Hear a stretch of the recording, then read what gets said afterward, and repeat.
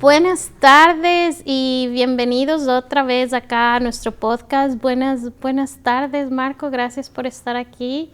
Thank you for being here. We know we have both audience. We have Spanish speaking and English speaking, and we both speak both languages, so that's a privilege and a blessing. Thank you for coming today. Well, thank you so much for having me on your podcast. It is an honor to be here and going forward to share all my ideas and my experiences and what is it that I'm doing now. Thank you so much. Yes, thank you. We have something in common. We both are from South America, the best part of the world. And we are near each other. I'm from Ecuador, South America, and you are from, tell us a little bit about where you came from. Yeah, so I'm from Lima, Peru. You know, a lot of people, some people, when I tell them, they just don't know, where is Peru? You know, where is Peru? So when I make a reference to Brazil or Argentina, and they're like, oh yeah, I know Brazil, so I just tell them right next to it. Yeah. So I grew up in Lima, Peru. I am one of 11 kids in my family. So growing up in Lima in the 60s, late 60s. So I grew up in a big family. And were you from the big city or from a small town? I am. It's a big city, Lima, the capital of the country, which is, it's huge. Right now they have over 20 million inhabitants just in Lima. Yeah. Imagine that. So, so that's where I came from. And how was it growing up there? Like playing with kids outside, all the freedom. How was it like you're growing up there? Well, growing up was, it was a little tough.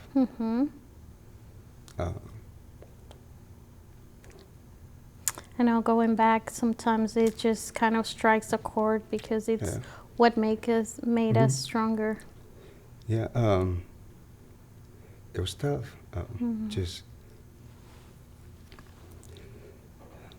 I'm sorry. No, it's okay. It's what made us, and that's what the reason that we are who we are. So, so growing up was tough, going through so much struggles with so many kids, and you have only one person working, which is my dad. And my mother's job was just to take care of the kids, which is us, you know. Yeah, 11. And you're talking about struggles, which is a lot. So you got to see what real poverty was, what was to wait for, to not know where the next meal was coming from. So it was tough, but that's all I knew. That's all I knew there. And ever since I have sense of just life, you know, when I was 6, 7, and all I want to do is just play and eat. You know, play and eat, and I don't know anything else but just play and eat. And sometimes I see some of my friends that they come out Christmas with all the coolest toys, and I just had one toy, one soccer ball, but I wanted that little pistol that makes noises when you squeeze it, or the water toy that it just squeezes water out. I didn't, you know. But anyway, it was a struggle. So I had to learn over the years how to just accept the reality of those times and holidays and stuff. And it wasn't just me; it was my brothers and sisters, and it was just hard. So as the years went by, you know, we grow up and you start seeing more things that make sense to you, and you ask yourself, "Wow!" I mean, you start going to the capital, to Lima, which is 10 minutes away from my hometown, and you see these buildings and schools, some nice cars, and you wonder, how am I going to get there? How am I going to get there? It's just impossible. It's just so impossible. Yeah, if it's you so cannot hard. even afford rice or whatever. Exactly. How and are you you going to get a barely car? have money to eat, and the house where we lived in, it was just a house. There were no appliances. We didn't have washer and dryer. I didn't have a microwave. The house that we had to go and buy some fluid for the guys to cook, and you run out. You got to go and get some more. No TV back then. In one room, we had all the boys sleep in one room. There's 4 boys and 7 girls. So there were the beds in one bedroom and the girls in the other bedroom. So, but that's how our mom and dad kept us separated as we grow up. You know, we teenagers and stuff. But we kind of our job was to look out for the girls. You know, I have several older sisters. You know, still look out for them. So. Since your dad was gone, kind of like your job was to take care of your siblings always since you were little. Right. I'm the youngest out of the boys. So I was more like babied by the girls and I received a lot of affection from the girls, and I was this good-looking kid, lots of hair I used to have, and I was just the kid. But anyway, so all the struggles and food, didn't have much to eat. Sometimes I went to bed hungry many nights, just crying because you didn't have any. So at the age of 13, I started working at a bakery. There was a bakery there close to the house. And so I went one day and I said, hey, can I get a job here? In the mornings before school. Smells so good. I know. I know. And the bread is just. Yes. And the guy came out and he said, actually, yes. Can you come early, like 5 a.m. before you go to school? And I said, sure. If it's food, I'm there. So he said, all right, let's see. Is your parent gonna be okay? Your parents? Yes, absolutely. So okay, show up at 5 a.m. tomorrow. Wow. I go there, knock on the door, and the smell. Just the bread, fresh baked. I miss that from everywhere. I love it, Yes. So he took me to a big room, tons of bread, and I go out there, I'm looking around, I go, is this all this bread? It's just me here? Me and all this bread, what can I do? So anyway, he gave me a bunch of bags. He said, I need you to bag 25 rolls. They were Hawaiian rolls into this bag, and I'll pay you just when you're done. I said, all right, cool. So I did that pretty fast, pack all these bags. And hour and a half went by, and he comes and said, okay, you're done. You gotta go home. It was just around the corner. He said, here's your payment. It was a bag of rolls. I was so happy. You were like, yes, it was a bag of 25 rolls just for me. Wow. I was in heaven, I was like, wow, this is awesome. So we go to the house. By the time I make it to the house, they were only half because you were like, okay, I'm saving some for them. So on the way there was all this rolls. So that was good. That was cool. It was a good payment. Yes. That was at 13, and then after go to school and learning. So we wore uniforms there back in Lima. It was a white shirt and a gray sweater and gray pants. So, but our parents just bought us one set for each one of them. I mean, when you're 10, 11, 12, 13, you grow up. So those pants were just tight. It was just tight. So every day I had to go home, just wash it for the next day. So every single day. Shoes, you have to make those shoes last as long as you can. So my feet, my toes, they were just squeezing into the pair of shoes and hurt because you're growing. Yes. And sometimes the sole of the the shoe is just, you have a hole in there. So, but I have to my parents have no money. Yeah. So they have 11 kids. Right, there's a lot of us, and he was the only support.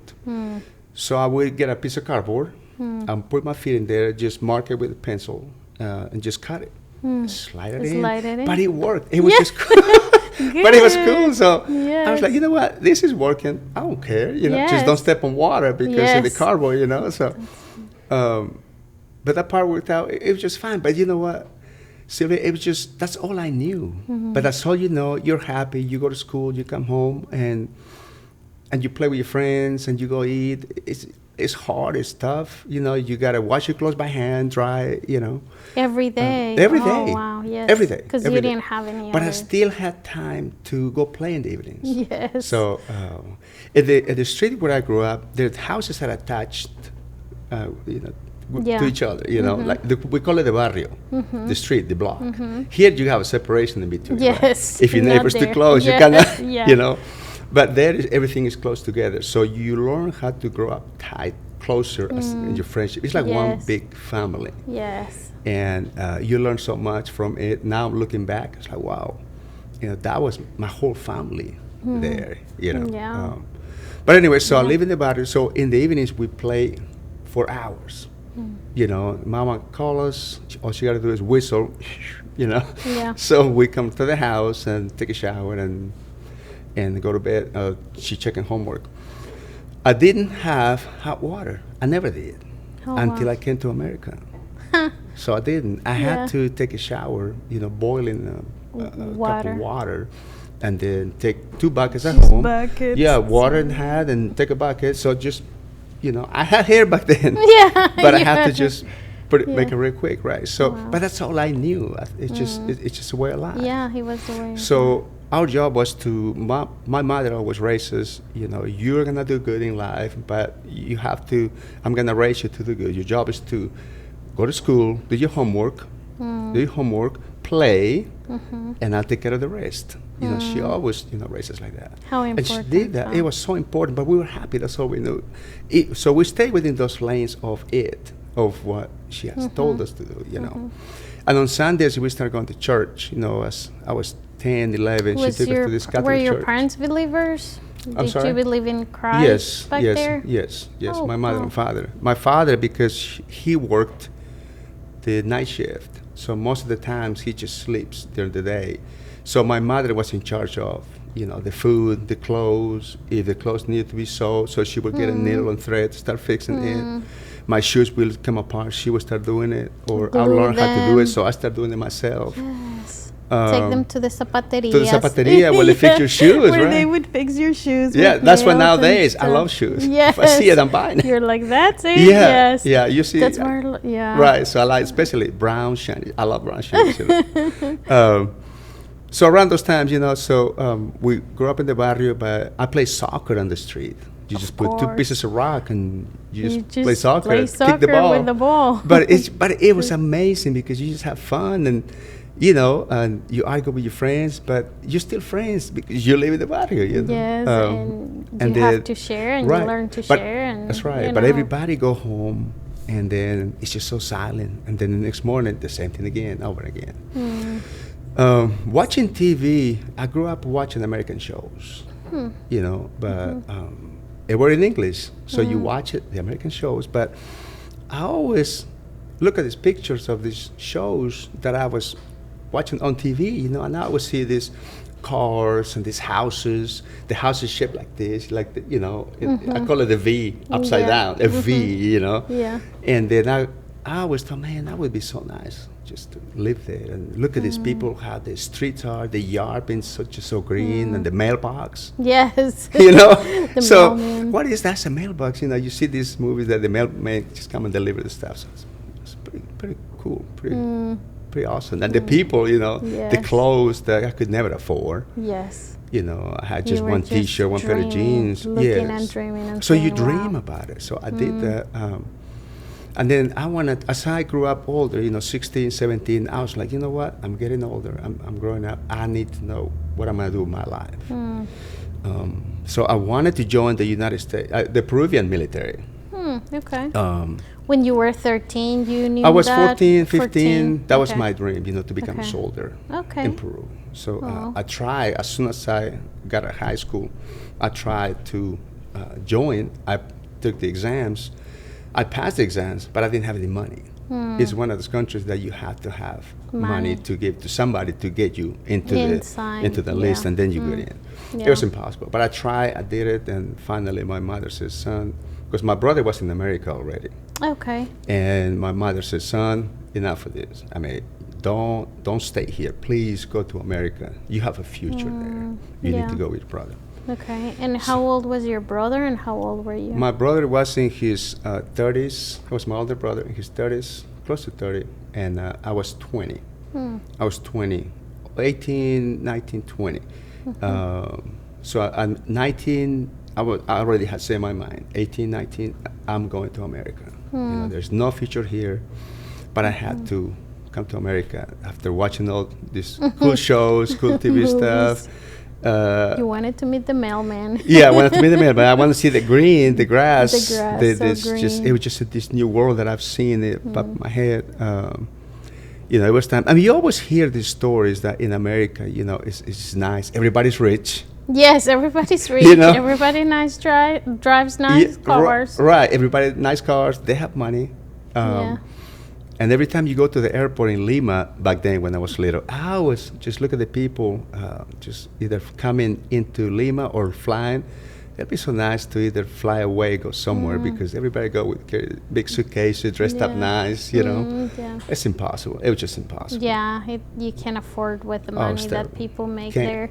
People don't understand what truly poverty is. When you go to those countries, you truly realize that, you know, there's people that cannot, that here, you know, people have not seen the poverty that we have seen. There's kids that need to eat from the dumpsters.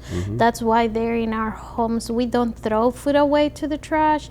We put food in a garbage can, in like a bag, so that someone else will pick it up. So poverty really is there. And then when you come here and people are like, "Oh, we're poor," you're like, "Not really. You have something to eat." Yeah. The government is always helping. Right. So we get to see both sides, and I feel like that has shaped our lives, you know, to who we are here. So when you got here, how did you got here? How was your first flight? Yeah, so I get here, and then I flew to where my brother is in Mexico. Then he does comics. You know, he's an artist. You know, he does that. So he said, I knew you were coming, but I want you to stay here. I said, no, I need to go to America. You know, so I flew there, and then I came to America. I arrived to California Oh, wow. with my brother. That's where I at the age of came 20. a long time ago. So finally, you know, got my my mind set into I'm coming to America. I'm poor. Oof. Peru to California is like Yeah, two different right. So, but you know, worlds. so I flew there. I flew to Mexico, and I was like, first time in the airplane too. It's like, oh wow, you know, it was just different. Coming to America, it was just different. I saw just something. It's just this new world, you know. But when I got in the plane, I wasn't thinking about, oh my goodness, I just left my friends, the girl I was dating there. Yes. You know, when you're 16. Your parents, your family. Right. My mom was like, go with your brother. There's a future there. She was worried more like your future's there. Yeah. So came to California, not knowing anything, any English at all. Maybe just a couple months that I took in Peru. A few words. Yeah, a here few and there. words here and there, the proper way. How to say, may I, would you please, and the proper Yes. English way. I got to California, and I enrolled in Canoga Park, California. It's right by San Fernando Valley. I enrolled into this school. It's called Pierce College in California. Well, they taught me conversational English just on day one. And I was like, whoa, well, I'm here. I need to learn Everything. the culture, everything. Yes. But I was so excited Yes. just to learn. So I started learning conversational sentences. I started reading books that I didn't know what I was reading, but I started like, it's making sense to me, you know. And I started watching TV, soap operas. Yes. These are the days of our lives, the young and Yes. restless stuff. Yes. And I kind of got fascinated with those shows because the language that they speak in those shows is slow, proper to me, you know, and you know, I'll go, okay, so I've learned that in school. So this is what they're saying. So I watch by the reaction of emotions. What does that mean? You know, I'm mad at you. Oh, I guess somebody's mad, you know, Yes. enojado, you know. So, you know, it started making sense to me and all that stuff. So learned it through it. So, and then I got married, you know. I got my my citizenship shortly after. I got my papers. Oh, wow. And then I joined the military. Oh, okay. And the United States Army Infantry Unit. And then How old were you when I was you started? 23. Oh, 23. So I was a little 3 old. years here, and you were ready to serve this country. Yes, 20, 23. No, my mistake. It was 26. Okay. 26. At Okay. the age of 26. And at the age of 29, I got out. Okay. But in the military, they speed up my citizenship. You know, and they said if you're in the military, we can speed up your citizenship. So I joined, and then I applied for it. I went to 2 deployments while in the military. I went to Kuwait, to the desert. Oh, wow. Operation Intrinsic Action. You know, so trying to be in the military in Peru. Now I'm in the military in America. I was so proud. You too. were like, "Ooh, I'm Yes, I helping mean, all this is these better than it's Americans, better yes. than you know Everything than anything. that you've you know, dreamed." right? Yes. So after that, you know, so I went to deployment. I just was so proud to wear the flag and the uniform. And then after that, I came back to. I was assigned to Fort Stewart, Georgia. So after that, I came back, and a couple of months later, they sent me to Haiti. So in Haiti back then, there was this military guy who had taken the president of Haiti out of the, you know, the White House that they have in Haiti. It was a bad guy. So the U.S. went there, my unit went there, and the guy left. Mr. Raul Cedras, that was his name. The president was Bertrand Aristide. I think he went to France. So we patrolled the streets of Haiti. We restored democracy. 94, 95. So we went there, we patrolled the whole country of Haiti. And then after we restored democracy. Your unit, you stay there for how long? 6 months. 6 months. Yeah, my deployment in Kuwait in the desert was 6 months also. What a great accomplishment. Yes. So it's like, wow, I was so proud to be there. I'm so proud that I've done that. Yes. So and then when we came back, I got my date to swear in. I went in uniform, swore in, and got my citizenship. So shortly after that, I relocated when I got out of the military to Memphis. But I wanted to continue to serve. Why? Because they wanted you here? No, I was married. Okay. I was married at the time. And my wife then, she had relocated to Memphis through her job. Okay. Flight attendant. Okay. In Memphis, the Memphis hub. Yeah. Because my plan was to go back to California to join the LAPD. Yes. You know? Yes. So that was my plan. But hey, Yes. she got assigned here as from the airlines. So I ended up in Memphis. Wow. It's crazy how the Lord has better plans than we He do, right? He does. So, okay, so you get here to Memphis. So I get to Memphis, and the plan was to do law enforcement here. I've never been to Memphis, so I landed here in late 96. I was culturally shocked because it was in California. It's just culture the way it is. So I started learning. I went to the library, I started looking at books. The South, I didn't know. You finally Memphis. learned English, and then you come to the South, and Right, so there's a whole different it's English. culture, right? Southern Right. accent. I couldn't understand very well Southern accent because I learned like British English and then like California It's English, different. and then I come here and I was like, oh, what did he Yeah, just it's say? different. It's different. It was just Yeah. different. I didn't know. I wasn't exposed to all this division that I saw here. I saw division. Oh, yeah. But then California, everybody gets along. All cultures, everybody gets along. I didn't know Yeah, it's anything more about it. I just diverse. landed there. It was awesome. But came to Memphis and I started seeing this division. So the first thing that I saw here in Memphis was, why is it that so close, the division is so close to each other? From here to here, this area is just so nice, so richy, so good community. Everybody does what they're supposed to. But from this to this, Yeah, from that it's just street to terrible. that street is like. But yeah. it's so far and so close. So you have two different areas, two different cultures that, what about this? Can they come out on board and do the same thing these people are doing? Yes, yes. This is America. And why are these people living like this? And then I started working in Memphis at the Memphis Police Department in 97. I got hired in 1997. So I started patrolling Memphis area. All this area, Chelsea, Hollywood, Avery, Jackson Avenue, Fraser, all these areas, Montmoriah, Mendenhall, Winchester. And I started seeing poverty, poverty, because that's not what I saw growing up that existed in America. Yeah, you thought that the American dream was everybody's going to be rich. rich Everybody's and nobody made it. was going to suffer. And Right. you come to Memphis and you see, wow, there's different people that are living in Right. housings and all those things. Right, but I couldn't understand. I couldn't wrap my brain around, like, why are these people living like this? Why are they so poor? So throughout the years, so I've learned, I've been here almost in America 40 years. I've been in Memphis about 30 now.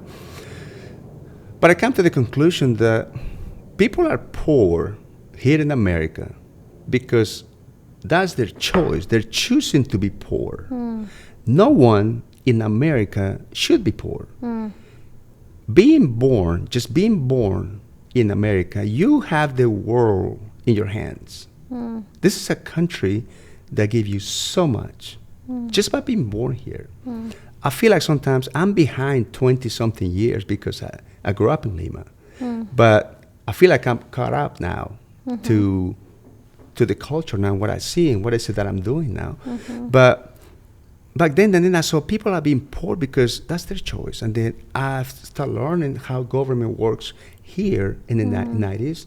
Welfare, assistance for schools. They give you so many opportunities, so much to finish your school, to go to college, to educate yourself. They give you all the tools, And it's like in the military, we went in deployment and they equip us with everything. Make sure you got your shoes, make sure you got your clothes, make sure you got everything. So they give you all the tools to go.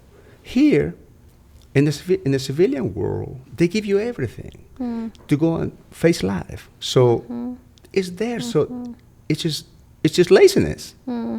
So I think sometimes as parents, we make those mistakes to give them too much. But I wish we would send every teenager to another countries to see what you and I have seen. Yes. I always tell my friends here, if I could do something, I would really take people outside of this country. Absolutely. To realize what poverty is like there's so many things out there, and what you're talking about, people are not doing what they can do, because here you have so much opportunity. You can be an Uber ride, and then you can work teaching lessons, and then you can work looking for dogs and animals, and you can make money. And with that way, unfortunately, like what you're saying, and that's like a big subject that we can talk at sometime, but the government sometimes it's not really helping, it's enabling people. Absolutely. And that's how I saw by working for the law for a couple of years. I realized that sometimes people are so comfortable in just where they are, and that's why we have to have a different change of mindset, and that's where it comes, where we have to start teaching our kids what they're supposed to do, and getting into the government and kind of changing that. And I bet that's why you're doing what you're doing. Right. So I learned that government help and all that. So I was a police officer. I saw so much while I was in Memphis Police Department, and I saw so many crimes committed against Hispanics in the 2000s. I was in Memphis doing police work. The Latino community was being prey upon, being targets of crime in the 98, 99, 2000. So I was doing a lot of work in the community by myself, voluntary work, teaching these guys, hey, educate yourself, learn how to call the police, report crimes, domestic violence. This is the country where you came from. Here in America, because I've learned all this, so I was discipling people. So you have to call the police, report crimes. You don't have to live like this. Your husband, he can't hit you and get away with it. No, here, no. Not in America. So I promoted that. It was so good. It was so successful that the director of Memphis Police Department called me and says, "Look, I want to open a position to be the Hispanic liaison, Latino liaison."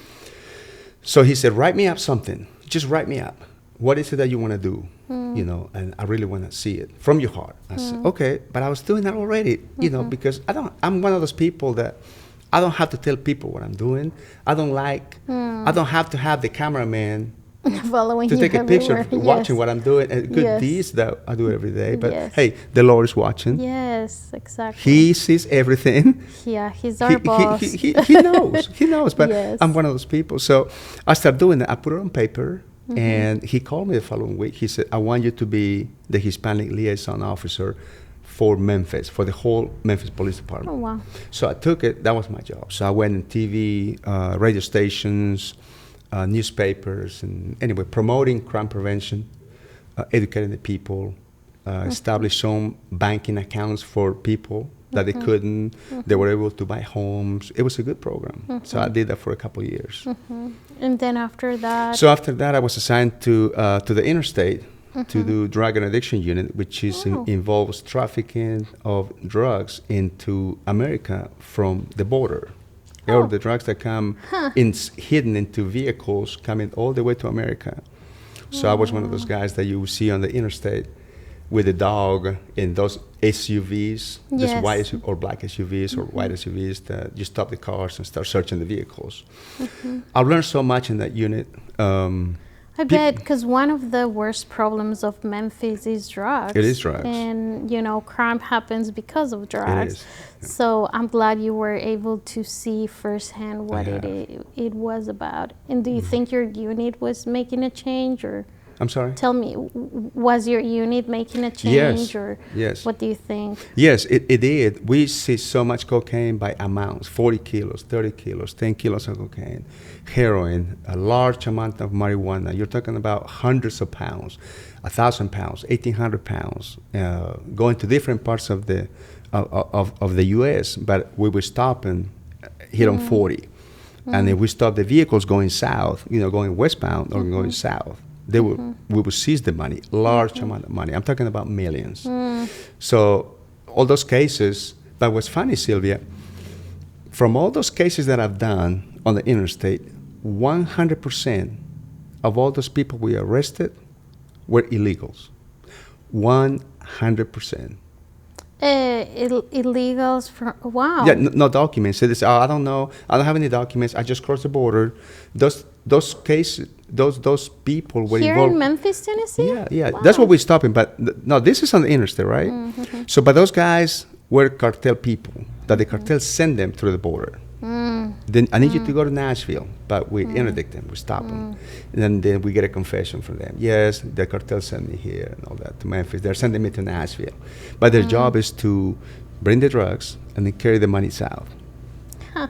So it's organized. It's well organized. Crime. So you had like first. I've seen it. And you've seen it. You worked with it. Yeah. You've helped that. Yeah. And then after that, how long were you So doing that? I stayed there for a few years, and then I left Memphis Police, and then I joined the Shelby County Sheriff's Office in 2006 because I wanted to go to the county. I've always wanted to. I just didn't know how the county worked. I thought you had to be a corrections before you become a deputy. I didn't know that. So left Memphis, went to the county in 2006, and the sheriff's office knew of my experience working in Memphis, how successful I was. So they put me to this quick training, 6 weeks, and they assigned me to the court division courts patrol, and I stayed in those divisions total of maybe 2 years, and after that they sent me to narcotics. So it was fast. And in the narcotics division, locally here in Shelby County, Memphis and Shelby County here, I stayed there maybe investigating cases locally, meaning here in our community, the community where we live in. So I stayed maybe 6, 7, 8 months because I started investigating.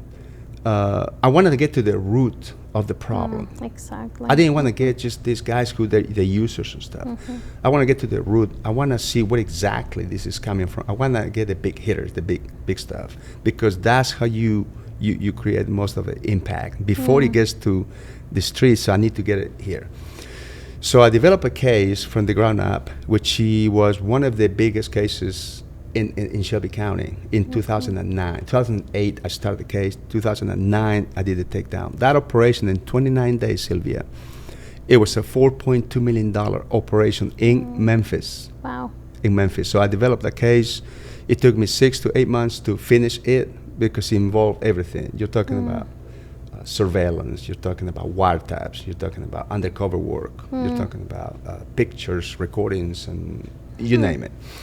And working with the United States Attorney's Office here in Memphis, the attorneys, the prosecutors, because you have to meet those criteria. There's some boxes that we must have before we continue to build a case. And that's what you hear all the time. Well, is the federal government charge you or put you in jail? I mean, the case is done, right, basically, because they have the proof already. They have the proof that, hey, you want me to show you a proof? It's like playing poker. Hey, I'm going to give you one card. Is this your voice? Yes. Do you want me to go? Let me throw you another card. It's just, hey, look, we'll help you, but you need to cooperate with us, basically. If you don't, that's fine. We already got your case done. And in the federal government, we have a table, we have guidelines of sentencing. It goes 5 to 10 years, 10 to 20, 20 to 30, 30 to life. So it depends on the severity of the crime or the amount of drugs and what role you play in the organization. You know, that's how it's structured. So I did that in Memphis, here in Shelby County. I worked with the FBI, and that's how I became assigned to the FBI task force for 13 I years. didn't know. Wow. So, and then I'm looking at my own life. I'm going, wait a minute. I started in Lima. Now I'm working. What am I in the FBI? so- like that's what movies are. Right. So I'm working here at the FBI. You know, but before I got my ID from the FBI, I had to go through some kind of a background. Right. So I had to disclose everything. You know, a background check before I'm vetted to go before the FBI stamp on it. So I did that. I sent everything. 3, 4, 5 months later, they sent me my approval. So now you're vetted. I had to go through some security stuff. So it's just government, it's just, you know, stuff. But they gave me my badge. Yeah. So now I'm able to get into the system, in the federal government, in America. Yeah. Me? Me, yes. And Are you it's serious? so funny how you see how the Lord sees the big picture. We just see the little picture, and then Right. the Lord's like, no, I'm training you here in Lima to see I know. how what poverty is. I'm teaching you how to have obedience and how to know what's little and what's much. And then I'm bringing you here to the States, not only because you want to have fun, but because the Lord gave you a love for this country, and then you started serving the country, which not even a lot of Americans do. Yeah, so exactly. it is a blessing that the Lord took you to the task force, to the FBI, to get you to the FBI, Yeah. and there's so much more. So it's amazing Yeah. how the Lord Yeah. has been doing this. Yeah, in your and life. I agree, Sylvia. I just, this plan that I didn't see it, you know, going back. But there's a point in my life, you know, it really, exactly what you said. It's like, wow. And I look back, I'm like, oh my goodness, you know, there has been a plan. Yes, There and has this been. training helps me, and going to war and seeing what the need is, and then coming here and knowing what one of the worst problems of Memphis, Tennessee, yeah. because it's different. In California, they have over their problems, but here in Memphis, Tennessee, Yeah. like drugs Yeah. and crime because of drugs, not Yeah, and no, you're mental right. health and all those things. And so after the FBI, what did you do? So Where are we at now? the FBI and looking at all these cases and all these years that I spent there, I've seen so much. So much. I've never seen so many dead people, so many people overdoses, so many families being just Turn killed and apart. destroyed, hurt. Families, good families, getting divorced because of addiction. Either the husband or the wife become addicted. Kids become addicted to fentanyl. In the schools, they're dying left and right. We got so many calls of addiction. All those years have opened my eyes even more bigger to see just how the devil put his demons in our land and destroy this. How the devil works, it's real. It's real, Definitely. and I've seen it. I've never seen so many people committing suicide. I've never seen so many dead people. I have never picked up a dead body. I have doing this job, and those are the things that open your eyes and say, "Wow, if this is what's going on, the devil is out there. It's out there." And I've seen it, Sylvia. And I think from my heart that we have this dark cloud hanging over this city, this town. If you look, going back a few years, look how different this town is. It's I call it the devil is at work. Yeah, he's prowling around. He is. He whispered in our ears. And if we're not prepared, you know, it's just, I go to Colorville First Baptist, and this pastor, Pastor Chuck Herring, he's awesome pastor, and, you know, we have to put our armor every single day. He's just an excellent pastor. I mean, I love this guy. He just speaks clear from the Bible, from the Word of God, you know. Every time I go to church, I feel more energized, of course, and I read my Bible all the time. And it's just, it opened my eyes even more now, because it's now, I guess as we get older, we see all this stuff. But if we don't pray more, if we don't have more revival in this city, this county, we're not going to win. So I have a mission. I'm running for sheriff this year, next year, 2026. I'm running because I got a call from the Lord to do it. Now, I didn't have to run. No. But I step in because God has told me to do it. God has sent me to do it. He has given me a task. And a lot of the tasks that God gave us, they're not easy. No, but I feel like He definitely. has my hand, and I'm walking through the valley. You know, it's tough. It's tough. But I'm going through it. But I'm gonna make it. Whatever it is that God, the plan has for me. Hey, He may not have the plan for me to go there, but somewhere else, and that's fine. I mean, I don't care. Wherever He goes to tell me To go. I will go because I trust Him, and He has given me so much in my heart. It's just unbelievable. So, and it's just I want to save lives. I want to get more people to know the Lord, and part of my campaign now in 2026, and I'm running because I want to help the people. So much devastation that I've seen. There is a way out. There is a way out of poverty, Oh, definitely. Yes. especially in America. Yes. So I want to go to the poorest town in Memphis. I want to go there and tell these kids, don't get involved in gangs. There is a way out. Let me show you where it's at. I want to do more community work. I don't care where you're from. I want to get all these kids together, play ball with them, get more police involved, to break their ice, to have some kind of respect to each other, and teach them and mentor these kids. Yes. But there's so much to do, and get involved in church and learn the word. There's a beautiful world out there. Yes.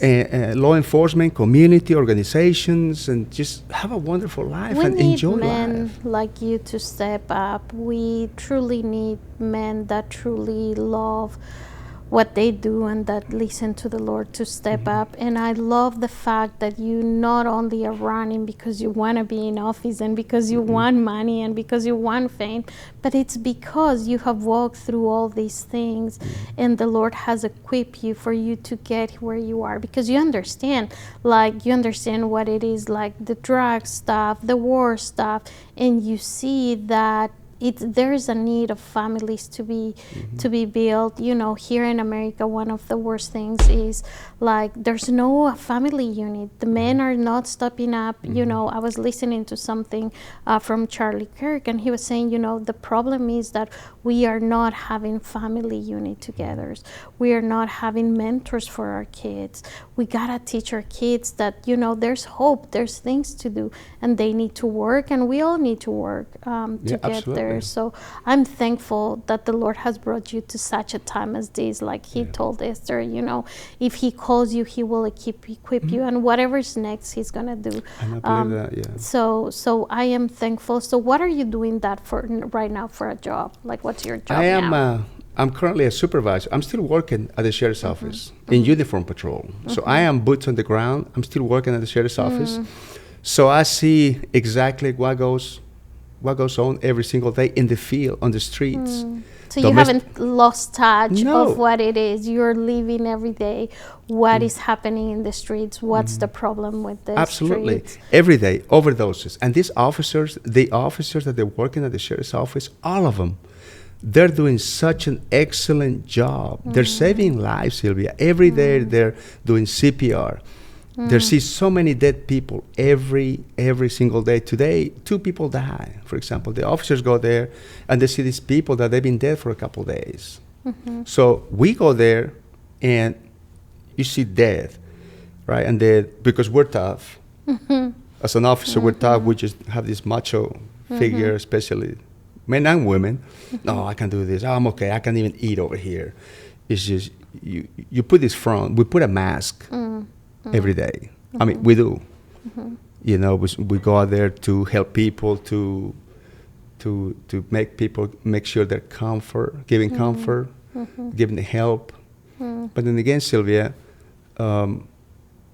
we become so numb sometimes to things and feelings. So it's not like we don't care. It's like we're getting everything in.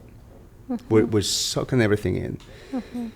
But there is a time, because it had hit me before. I mean, it still does. That it's gonna hit us, impact us. So, and they go home, right? They go home and they don't talk because sometimes their husbands or wives they don't understand the culture, everything they've seen, every second that they've seen, and that's what leads into drinking and to other stuff. So, even when I go, the officers are the first guys, first responders, and they call me. I go there, so I deal with them because I'm in the ground.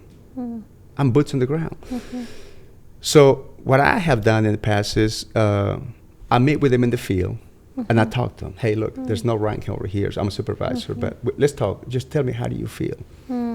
Mental health is so important. It's so important. Yes. You know, how do you feel? No, I'm okay. No, really. How do you feel? He said, well, last month, this scene, I saw this guy that's been there for like a few days, and it really hit me. You know, and I go and say, well, what can I do? You know, well, no, don't do anything. No, I just want to talk. And they just talk. And sometimes I call the guys to go eat with me. Let's go eat. I like to eat, you know, because, or drink coffee, because I really believe that as a supervisor, I'm a supervisor, but not because I'm never the kind of guy that points the finger at them. I like to communicate, because by communicating and coming down to the level, you can engage better. You can get better results by just talking to them. I just want to make sure that they're, in their minds, they're okay. Nothing that I can do, but at least I'm trying to do that. So, but they deal with that all the time. And there are so many scenes every single day. Domestic violence is terrible. Sylvia, I've seen so many women. This lady's face still resonates in my head. It was at night, one Friday night, right here in 40 in Lakeland, 40 in Canada, and by the gas station. This poor woman in a van, her whole face was sold up, bleeding from her mouth. And the 6-year-old in the back seat. And show up, and I go, what happened? She told me the story.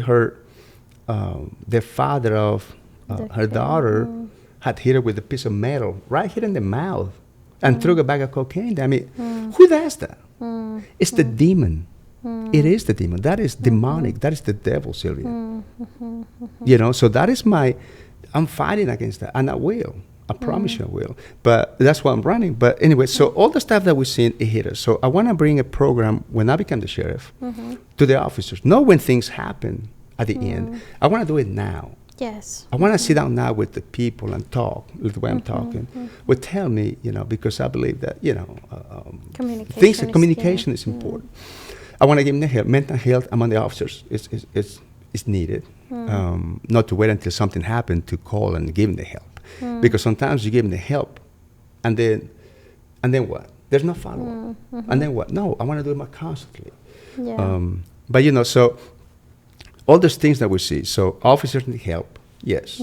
And I've seen it, yes. So I'm still working, you know, in the department now. That's amazing, and that's such a blessing that the Lord has led you to here.